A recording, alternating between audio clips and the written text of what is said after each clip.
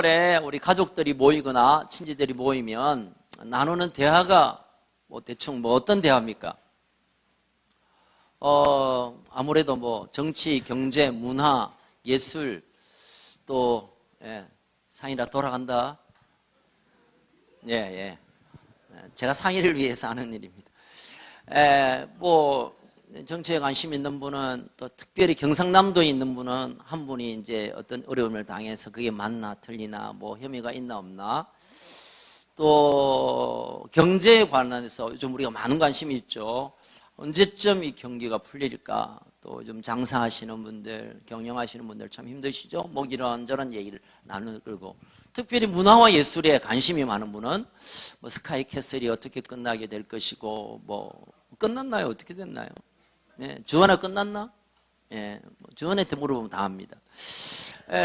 뭐 하여튼 뭐 예술과 또 교육에 관련돼서 관심 있는 분도 뭐 드라마 얘기, 또 스포츠를 또 사랑하는 분들은 어제 손흥민이가 또 한 골 넣었어요. 뭐 이런 얘기. 또 무슨 얘기 있을까요? 또 최문수 권사님 이번 주 무슨 얘기 할 거예요?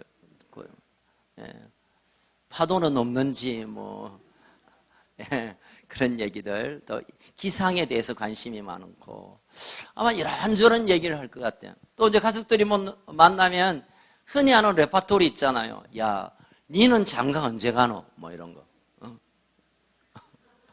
너가 새벽 똑같다, 야.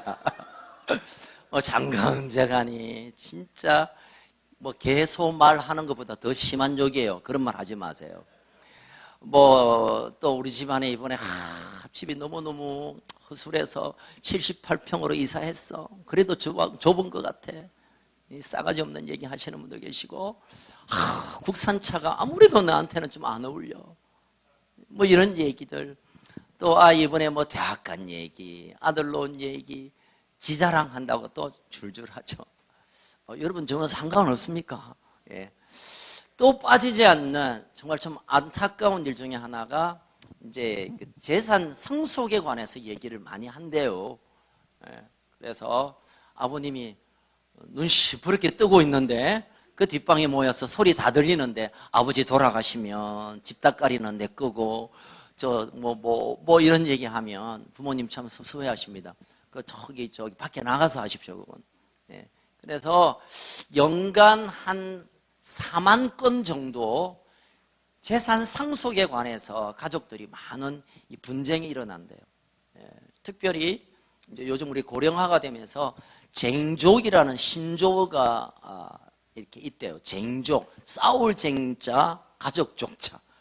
만나면 싸운다는 거. 왜? 부모님의 유산과 그 상속에 관해서 서로. 그래서 작년 가을쯤인가요? 부산의 어느 가족에서는 아주 살인 사건이 나는, 이 유산 나누는 것 때문에 이 참 복된 행복한 시간에 슬픈 이야기들이 있습니다. 더 가지려고 하고 부모님의 것 좀 더 땡겨 오려고 하는 나쁜 마음들이 있는 것 같아요. 그리고 또 많은 사고들도 있죠. 또 교통사고가 이쯤에 제일 많이 난답니다. 멀리 가실 분들 좀 조심하시고요. 자, 오늘은 이 상속관에 관한 땅의 얘기를 좀 하게 될 겁니다. 우리가 계속 여호수아서를 지금 읽어보고 있는데, 오늘은 이제 요셉 자손이 땅을 나누는 일에 관해서 시작됩니다. 요셉 자손, 므낫세와 에브라임 자손을 말하죠. 요셉의 두 아들이 이제 여호수아에게 가서 불만을 말하는 거야. 14절 우리 같이 다시 읽겠습니다. 14절 시작. 요셉 자손이 여호수아에게 말하여, 여호와께서 지금까지 내게 복을 주심으로 내가 큰 민족이 되었거늘 당신이 나의 기업을 위하여 한 제비 한 분기로만 내게 주시면 어찌입니까? 쉽게 말하면 땅 더 주세요. 땅 더 주세요. 우리 집안 땅 좀 더 달라는 거야. 우리가 큰 민족이고 특별히 복 받았는데 이것가 되겠냐 이거지. 그리고 사실은요, 우리끼리 얘기지만 여호수아가 요셉의 자손 에브라임 지파의 사람입니다. 그러니까 우리 같은 집안이니까 어떻게 땅 좀 더 줄 수 있지 않느냐. 땅 달라는 거야. 땅 달라는. 뭐 여호수아 입장에서는 그 집안 사람들 얘기고, 또 뭐 아직도 점령하지 않은 땅들이 있으니까, 야 그래 이거 너 땅 가져라. 이번에 뭐 한몫 챙겨야지 가져라 이럴 수 있었지만, 15절에 여호수아는 그들의 불만에 대한 대답에 이렇게 말합니다. 자, 15절 시작. 여호수아가 그들에게 이르되 네가 큰 민족이 되므로 에브라임 산지가 내게 너무 좁을진데 브리스 족속과 러바임 족속의 땅 살림 올라가서 스스로 개척하라. 스스로 개척해라. 자, 이 이야기를 오늘 우리의 얘기로 잠깐 각색해서 보면, 자, 14절에 요셉 자손들의 여호수아를 향한 불만은 이런 얘기입니다. 하나님, 우리가 이제 예수 믿고 하나님의 자녀가 되었고 내 신앙생활 하는데 나도 복 좀 주이소. 나도 이 편한 세상 살고 싶습니다. 지금 편하지 않아서 저 편한 세상에 좀 살고 싶습니다. 내 차가 지금 똥차입니다. 아니, 새끼 때는 와 저렇습니까? 나 복 좀 주이소. 나 복 좀 주이소. 이렇게 요구하는 대답입니다. 그것에 대해서 하나님 오늘 이렇게 말하는 거예요. 야, 너 진짜 복이 필요해? 그러면 스스로 개척해. 개척해. 아직도 남아있는 땅들, 아직도 정복되지 않는 땅들이 있으니 스스로 개척하서 너의 땅으로 삼아라고 하나님이 대답해 주시는, 이렇게 우리가 대입해서 이해해 볼 수가 있습니다. 여러분, 개척하라 이 말을 오해 없이 들으시기 바라요. 개척해야 된다. 그러면 일단 내가 이 집을 떠나서 독립하러 살러 나가야 되는가? 아니면 또 우리 정 목사님처럼 개척을 하러 진짜 나가야 되나? 다른데 어디 뭐 땅이 좀 있나? 여러분, 그런 개념은 아니에요. 오늘 이 스스로 개척하라가 설교 제목인데, 그러면 하나님께서 우리에게 말씀하고 있는 개척에 대한, 개척의 마음이 무엇인가, 개척의 뜻이 무엇인가를 오늘 함께 말씀을 나눌까요?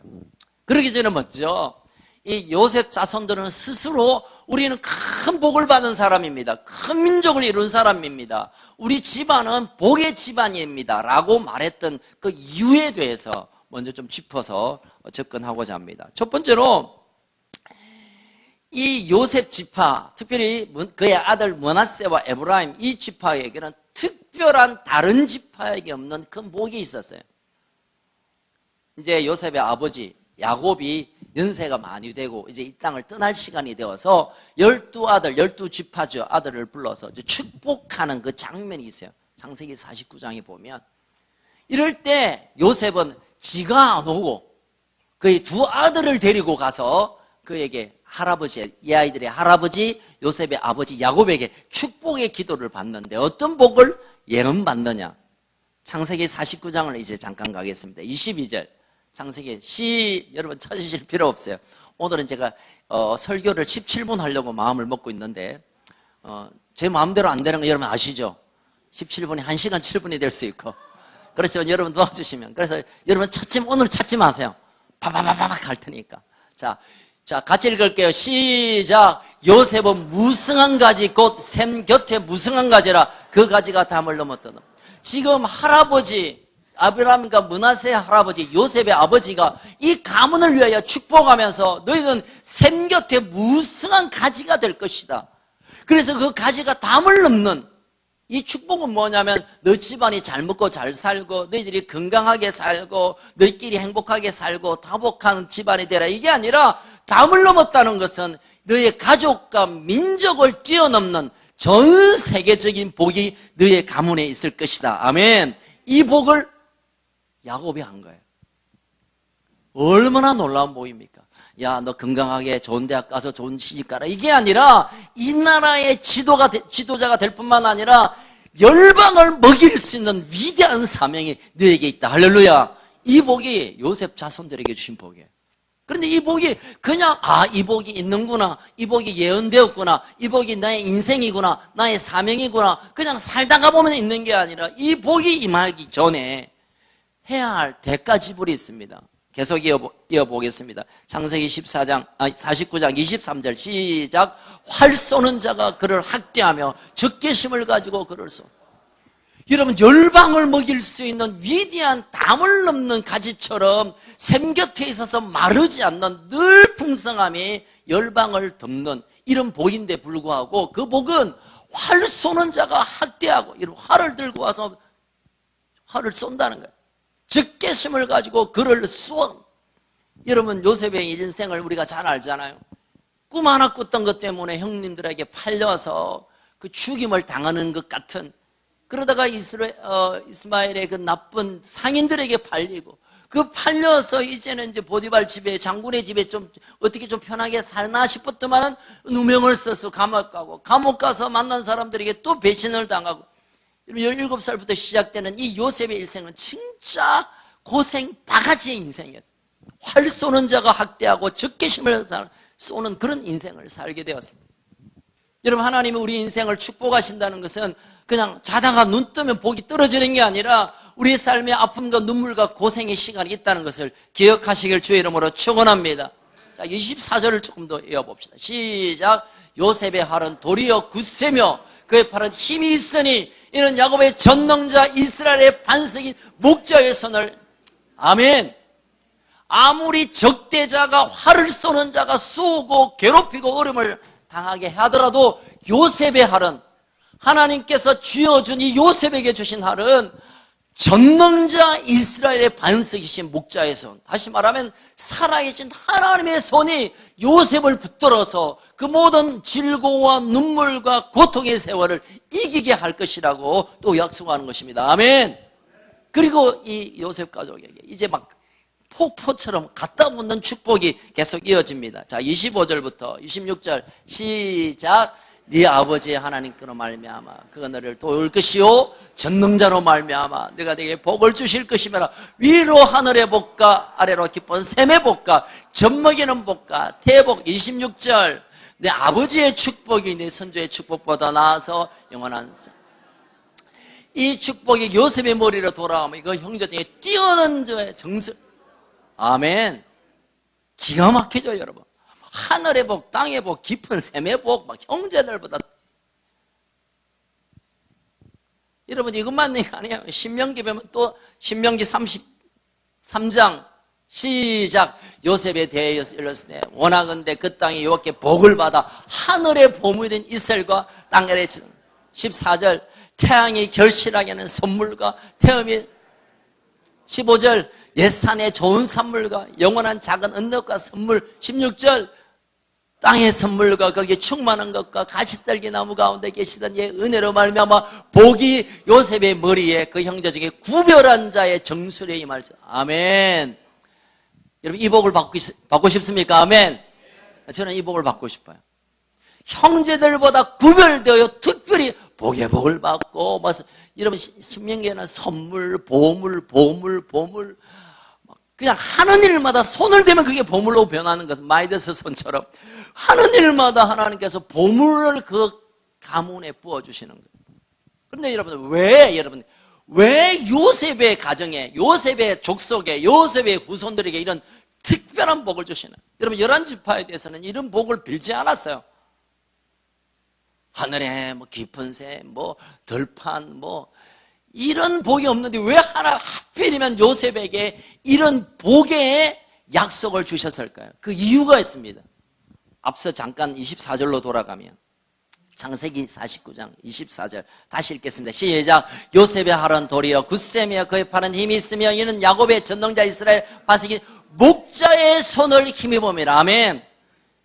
여러분, 요셉의 가문을 통하여 이스라엘의 목자를 하나님 보게 할 것이란 겁니다. 아멘. 이게 뭘까요, 여러분? 이스라엘의 목자, 이스라엘을 인도하고 보호하고 지키고 구원할 자, 메시아가 이 가문으로부터 나오게 될 것에 대한 하나님의 그 약속 때문에 메시아를 이 가문처럼 세우시겠다는 하나님의 계획 때문에 다른 그 어떤 족속보다, 다른 지파보다 이 요셉 지파에게 하나님 특별히 복을 구별되어 넘치도록 약속하는 겁니다. 조금 더 다시게 말하면 하나님께서 앞으로 장차 이스라엘 백성을 구원하고 온 인류를 구원하시기 위한 예수님을 이 그림으로, 요셉의 그림으로 우리에게 보여주시는 겁니다. 요셉이 특별히 똑똑하고 특별히 믿음의 사람이고 요셉이 특별히 물론 그가 총리가 될 만큼 탁월하긴 했어요. 그러나 그 하나 때문에 이런 복을 주는 건 아니에요, 여러분.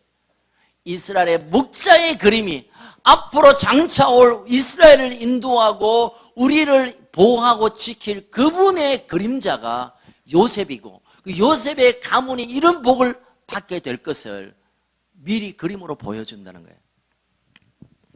여러분, 사실 그렇게 말하면 요셉이 맡은 배역은 지가 복을 받는 게 아니라 장차 예수님이 이 땅에 오셔서 우리에게 어떤 복을 주시고 어떤 환난 가운데 보호를 하시고 어떤 위기 가운데 지키실 건가를 말하기 위한 배역을 맡아서 요셉이 지금 우리에게 보여진다는 거예요. 개척하라. 이것은 이런 요셉의 사명, 요셉의 그림을 이제는 너희들만 붙들지 말고 너희 가문에만 있지 말고 이제는 저 보이지 않는 곳, 이 놀라운 소식을 듣지 못하는 그곳까지 이 위대한 그림을 보여주라. 이런 의미가 담겨 있는 것입니다. 자, 오늘 본문으로 다시 돌아간다면 요셉 지파가 땅을 요구합니다. 우리 얘기로 다시 바꾼다면 예수 믿고 하나님 자녀 되었으니까 받아야 할 더 큰 복이 무엇인가? 이런 질문에 대한 하나님의 대답이 이것입니다. 자, 그럼 다시 말하면 요셉이 받았던 원천적인 복이 뭔가? 다른 지파와 비교되는 특별한 요셉에게 주신 원천의 복은 뭐냐면 우리가 복을 말할 때 구약적 용어로 형통이란 말을 많이 씁니다. 형통하다. 뭐 우리가 그냥 문자적으로 이해하면 막힘이 없다. 물질의 형통하다 하면 물질적인 것에 대해서 뭐 걱정 없이 확 열린다. 또는 뭐 건강의 형통이라는 것은 늘 그냥 건강하여 장수한다. 관계의 형통이라면 그 누구도 원수됨이 없이 모든 가족이 하나 된다. 뭐 이 형통이란 말 써요. 그런데 하나님께서 이 요셉에게 주신 형통의 단어를 단 2번 쓰고 있습니다. 성경을 한번 보겠습니다. 창세기 39장 2절 시작. 여호와께서 요셉과 함께 하심으로 그가 형통한 자가 되어 그의 주인 애굽 사람의 집에 있어요. 또 한 번 더 나오는데 39장에 있습니다. 23절 시작. 간수장은 그의 손에 맡긴 것이 무엇이었으며 살펴보지 아니하였으니 이는 여호와께서 요셉에 함께 하심이라. 여호와께서 그의 범사에 형통. 단 2번 나와요. 요셉의 인생 가운데 하나님이 이런 약속된 복이 진짜 임하는 현장을 형통하다라고 표현할 수 있는데 형통은 2번에. 근데 여러분 39장 2절에 하나님이 함께하여 형통한다는 그 형통의 환경은 어떤 환경이냐면 이스마엘에 있던 이 거상들이, 이 장사꾼들이 요셉의 형님들에 의해서 팔려서 이제 노예로 팔려가는 그 환경이 39장 1절이고 2절의 이야기가 나와요. 여러분 형님들에 의해서 이제 죽였다는 것을 죽일 수는 없고 이미 죽였다고 아빠한테 얘기했고 그럴 수 없어서 그냥 노예로 여러분 죽이는 것보다 노예로 파는 것이 더 비참한 일입니다. 당시에는 왜 개, 소, 돼지, 말처럼 여기는 것은 더 고통스러운 일인데 어쨌든 그 일을 감행합니다. 이럴 때 지금 하나님이 함께 하심으로 요셉이 형통했다. 이거 뭐 아니잖아요. 노예로 팔려가는 상황이라니까요. 특별히 그 이후에는 23절의 상황은 이제 보디발 집에 팔려갔다가 여자가 어떻게 해가 뭐 이건 중간 생략, 오늘 설교를 짧게 하기 위해서 중간 생략 오해를 받고 누명을 써서 감옥에 들어가는 그때 지금 하나님 말합니다. 하나님이 여호와 하나님께서 함께 하셔서 그를 형통케. 이 없는, 이거는 도무지 우리가 이해할 수 없잖아요. 노예로 팔려가고 그 누명을 덮어쓰고 감옥을 가는 일을 갖다가 형통이라고 말하는 것은 뭔가 우리가 알고 있는 형통과 좀 다른 것 같아요. 우리는 뭔가 잘 되는 거, 우리가 원하는 대로 척척 되는 게 형통인 것 같은데 지금 요셉의 삶 가운데 형통, 요셉의 가운데 큰 복은 그것과 조금 다른 각도인 것 같아요. 요셉의 삶을 통하여 하나님이 형통케 하시고 큰 복을 주신다는 것을 다시 정리한다면 요셉이 어떤 상황에 있든지 그가 노예로 팔려가든지 화살을 만나는 그런 어려움이 있든지 얻어맞든지 누명을 쓰든지 배신을 당하든지 저 바닥에 그냥 퍼져 있을 그때에도 하나님이 함께 하시는, 하나님이 함께 하시는 것.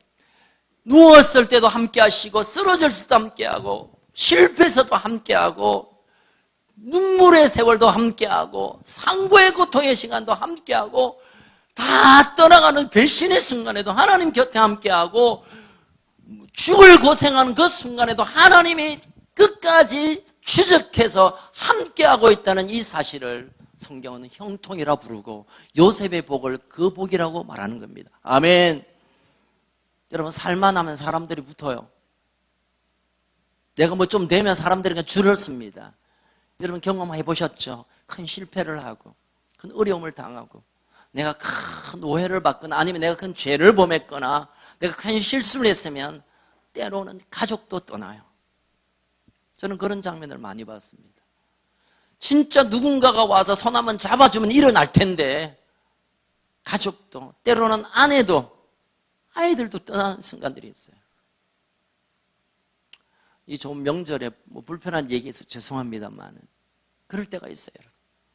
그러나 그 순간 하나님이 떠나지 아니하시고 버리지 아니하시고 모른다 하지 아니하시고 그 곁에 있는 것, 그게 형통입니다. 아멘. 여러분, 요셉의 복은 이 복이에요. 여러분, 큰 땅을 차지한 복이 아니라 자손들이 많은 높은 지위, 그게 아니라 어디를 가든지 뭘 하든지 어떤 슬픔의 순간에도 어떤 눈물의 세월 가운데서도 하나님이 곁에서 떠나지 않는 것, 이 복이 형통의 복이고 이 복이 예수 믿는 하나님의 사람들 저와 여러분의 복이고 이 복으로 우리가 형통을 누리게 되는 역사가 있기를 주의 이름으로 축원합니다. 여러분, 이 형통의 복이 하나님이 함께 하시는 복이 떠난다면요, 우리가 큰 재산이 있고 높은 자리에 올라가고 뭐 일이 잘 되면 그 자체가 복이 아니라 저주가 됩니다. 그 많은 돈으로 죄 짓는 일밖에 더 할 게 더 있습니까? 그 잘 되는 것 때문에 내 드러나는 교만밖에 할 일이 뭐 있어요? 그 마지막을 우리가 알고 있잖아요. 잘 되든 안 되든 건강하든 좀 몸이 아프든 상관없이 하나님이 나를 떠나지 않는 이 형통의 복을 붙드시는 저와 여러분 되기를 주의 이름으로 축원합니다. 여러분, 이것이 성경에 있는 원천의 복, 아브라함의 복이 이 복이고 이삭의 복이고 야곱의 복이고 그 복이 지금 이 요셉의 복, 요셉의 자손들에게 흘러가는 복이 이 복입니다. 우리가 예수 믿고 받는 복이 이 복이에요. 여러분, 어떤 분은 예수 믿고 돈이 많아지는 분도 계세요. 예수 믿고 몸이 건강해진 분도 많이 계세요. 예수 믿고 지위가 높아진 분도 많이 계세요. 그런데 하나님께서 그것들을 위하여 그의 독생자 예수를 보내신 것이 아닙니다. 오늘 하나님이 때때로 우리에게 돈을 많이 맡기실 수가 있어요. 우리 집에게 좋은 집을 잠깐 맡길 수가 있어요. 멋진 차를 맡길 수도 있고요. 아이들이 잘 지내는 그런 특별한 은혜를 우리에게 맡길 수 있지만 이것은 내게 아니라 이건 내가 가진 것이 아니라 내가 만든 것이 아니라 하나님이 맡긴 것입니다. 그럼 이 맡긴 것을 어디에 사용되어야 되냐? 개척하는 데 사용해야 합니다. 개척하는 데. 여러분, 개척하다는 원어적 의미를 좀 이해해야 되겠는데요. 개척하다는 히브리 원어를 영어로 번역한 것이 cut down이란 말이에요. 이 말은 무슨 말이냐면 내가 앞에 보니까 나무들이 너무 많아. 그 나무들을 잘라 눕혀서 길을 만든다. 이 뜻이 개척의 본래 의미입니다. 거기는 아무도 갈 수가 없어요. 거기는 뭐 도무지 어떻게 할 수 없는데 그 보이는 모든 장애물들과 그 모든 갇힌 것들, 세워져 있는 것을 끊어내고 꺾어내고 그것을 눕혀고 그 길을 지나면서 그 길을 모르는 사람을 불러오게 하고 거기서 헤매는 사람을 그 길로 초청해서 함께 그 길을 걷는 것, 이게 개척의 본래 의미예요.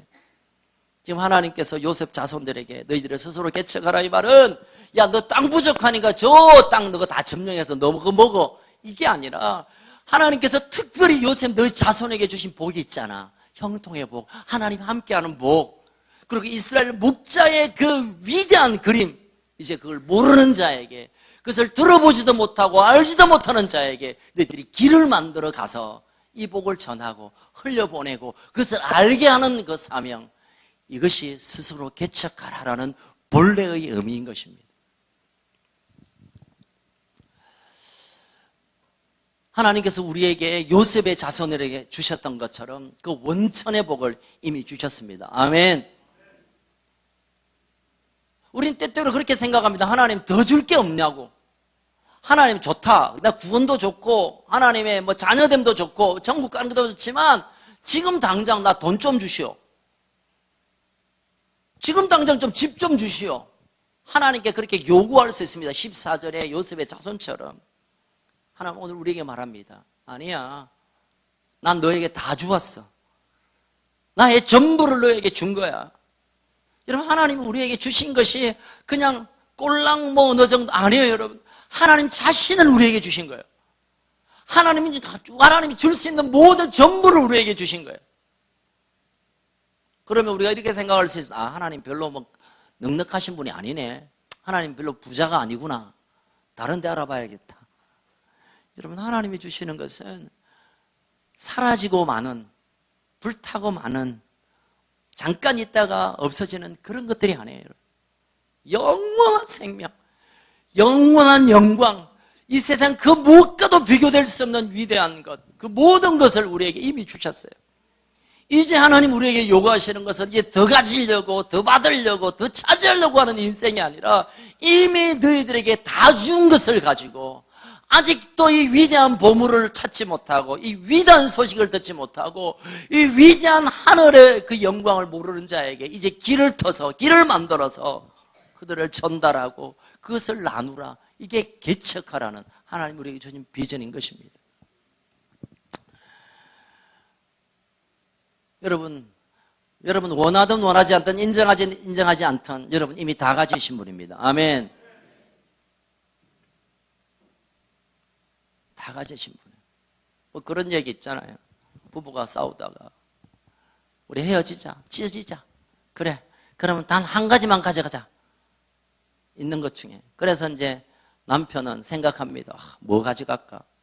저거 컴퓨터 가져갈까? 노트북 가져갈까? 테레비 저거 대형 테레비 저거 돈 많이 줬는데 그러다가 아 통장 가져가면 되겠네. 이런 고민을 하다가 하나 선택합니다. 여자가 이제 아내가 선택합니다. 나는 뭘 선택? 나는 당신을 선택했어. 그러면 다 가진 거예요, 여러분. 그렇잖아요. 지가 가진 것 다 내가 가지는 거잖아. 여러분, 하나님이 오늘 우리에게 말합니다. 너희들 더 가지고 싶어. 너 내가 가졌잖아. 내가 육신을 입고 이 땅에 가서 너의 모든 것을 채운 이것들을 다 가졌잖아. 이 사실을 사도 바울은 이렇게 고백했습니다. 고린도후서 8장 9절 같이 읽을까요? 시작. 우리 주 예수 그리스도의 은혜를 너희가 알거니와 부요하게 하신 이로써 너희를 위하여 가난하게 되심은 그의 가난함으로 말미암아 너희를 부요케 함이라. 여러분 이 말씀을 잘 이해해야 됩니다. 아, 가난하신 예수님이 우리를 부요케 하게 부자되게 하기 위하여 돌아가셨구나. 성경을 잘 이해하지 못하는 분들의 얘기예요.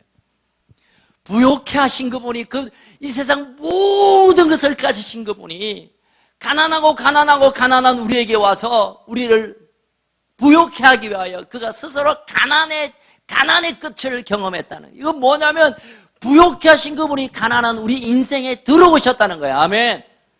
이 세상의 모든 것의 주인 되신 그분이 가난한 우리에게 이미 들어와 우리에게 살아계신다는 거예요.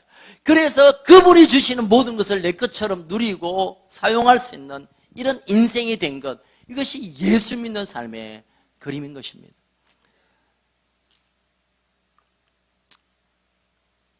이제 이 명절에 우리가 가족을 만나고 또 고향을 찾아갈 텐데 여러분 마음속에 꼭 기억해야 할 가장 소중하게 기억해야 될 한 가지가 있습니다. 나는 이미 원천의 복을 받았다. 아멘. 뭘 한 개가 두 개 되고 두 개가 네 개 되는 이런 좀 더 커지고 좀 더 숫자가 많은 이런 복이 아니라 영원한 하나님의 나라의 복이 이미 내게 채워졌다는 사실을 믿으시길 주의 이름으로 축원합니다. 우리가 되게 뭐 조금 산다는 사람 만나면 괜히 기죽잖아요. 여러분 기죽을 게 아니라 그들을 개척해야 됩니다. 그들에게 개척해야 돼요. 개척해야 됩니다. 참 기쁨이 뭐고 참 생명이 뭐고 참 행복이 무엇이고 우리가 가져야 할 큰 보물이 무언가를 우리에게 있는 보물을 보여주면서 그들에게 이 길을 소개하는 것, 이것이 어쩌면 이 명절에 하나님 우리에게 주신 사명이고 또 하나님 우리에게 파송하시면서 소원하시는 것이 아닌가 그런 생각을 해봅니다. 이제 말씀을 마무리하겠습니다. 가나안 땅에 정복 이후에 12지파에게 땅을 분배하는 것은 그냥 그 땅에서 먹고 살아라 이런 단순한 얘기 아니라 땅은 비전을 말합니다. 그 땅에 너희들이 어떻게 살 것이고 어떻게 살아내야 될 것이고 요셉 지파에게 주신 하나님의 비전은 이제 너희들이 개척의 비전이 있다. 그냥 거기서 눌러앉아 뭐 정말 땅 좋네. 여러분 이미 에브라임과 므낫세 지파가 차지한 땅은 기가 막힌 이스라엘 평지고 너무너무 멋진 땅이에요. 거기서 농사 잘하고 짐승 잘 길러서 부자로 살도록 하는 것이 하나님의 계획이 아니에요. 하나님이 이런 위대한 복을 이제는 개척하는 일로 그것을 전하는 일로 길을 내어서 나가서 그들에게 전하는 비전을 요셉 자손에게 주신 것입니다. 어쩌면 우리는 요셉 자손과 같은 그런 복과 비전을 받았다고 저는 생각합니다. 이번 명절에 우리 만나는 사람에게 우리가 가지고 있는 이 보물, 우리에게 주신 이미 원천의 복을 나누면서 정말 하나님의 그 풍성함이 이제는 우리의 가족과 우리 친지와 우리 온 세상에 나누어지고 흘려보내어지는 그런 축복의 명절 되기를 주의 이름으로 축원합니다. 우리 함께 일어나서 기도하겠습니다. 예, 주님, 그렇습니다. 우리의 삶을 돌아보면 그 누군가보다 더 가진 것들이 많지 않는 것 같고 여전히 내게 아픔이 남아있고 여전히 내 안에 가시처럼 해결할 문제가 남아있지만 그럼에도 불구하고 하나님은 우리에게 원천의 복, 예수님으로 말미암아 하늘나라의 주인이 될 뿐만 아니라 하나님이 내 인생에 절대 떠나지 아니하시고 붙드시는 이 형통의 복이 이미 나에게 있음을 인하여 감사합니다. 이제 우리의 자랑은 뭘 가지고 뭘 보여지는 것이 아니라 우리의 자랑은 이 원천의 복, 예수 그리스도를 통하여 주시는 하늘나라가 우리에게 왔음을 믿는, 그래서 그 복을 흘려보내는 개척의 삶을 우리가 살아가게 하여 주옵소서. 오늘도 우리가 하나님 앞에 이 믿음을 붙잡고 이제 우리의 가족으로 우리의 삶의 현장으로 갈 텐데 하나님 이 믿음과 이 확신과 이 당당함이 우리를 붙들어 하나님의 살아계신 증거를 경험하는 복된 이 연휴가 되게 하여 주옵소서. 하나님, 갓난 사람도 없는 것 때문에 기죽거나 안 된 것 때문에 괴로워하는 자가 아니라 원천의 복 이것을 붙들고 함께 일어나는 기적의 역사가 있게 하여 주옵소서. 예수님 이름으로 기도합니다.